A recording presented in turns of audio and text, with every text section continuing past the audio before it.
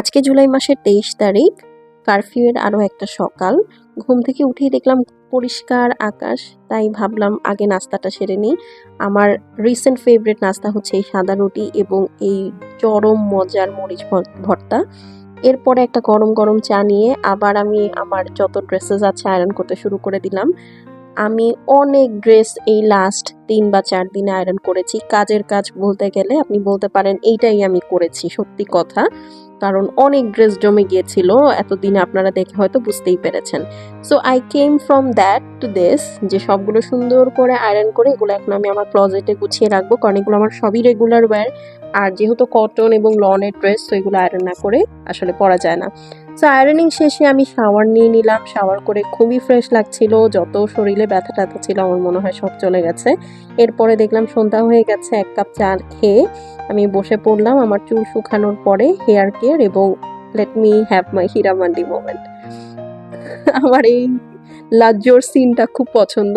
Anyways, তো এরপরে হচ্ছে আমি চুলে অলওয়েজই একটা অ্যালোভেরা জেল দিই।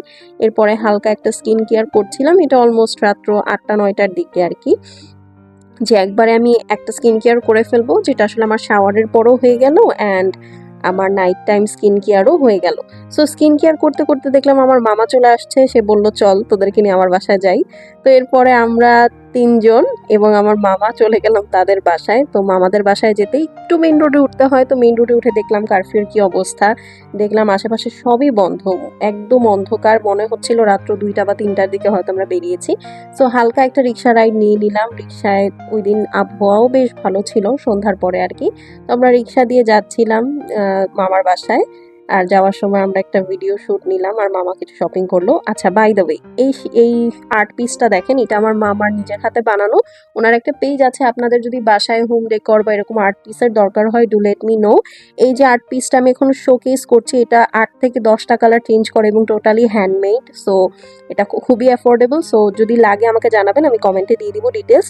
আর পাশে আরেকটা দেখতে পাচ্ছেন আর্ট পিস, ওইটা আমি আসলে অন করবো যে ভুলে গিয়েছিলাম, বাট আমার বাসায়ও কয়েকটা আছে। সো আমি এটা আপনাদেরকে জানাবো। এরপরে আমি কিছু পেইন্টিংস দেখছিলাম আমার বোনের, আর এরপরে একটা চা খেয়ে আমরা বাসায় চলে আসলাম। So that was the curfew day 3। দেখা হবে নেক্সট ভিডিওতে।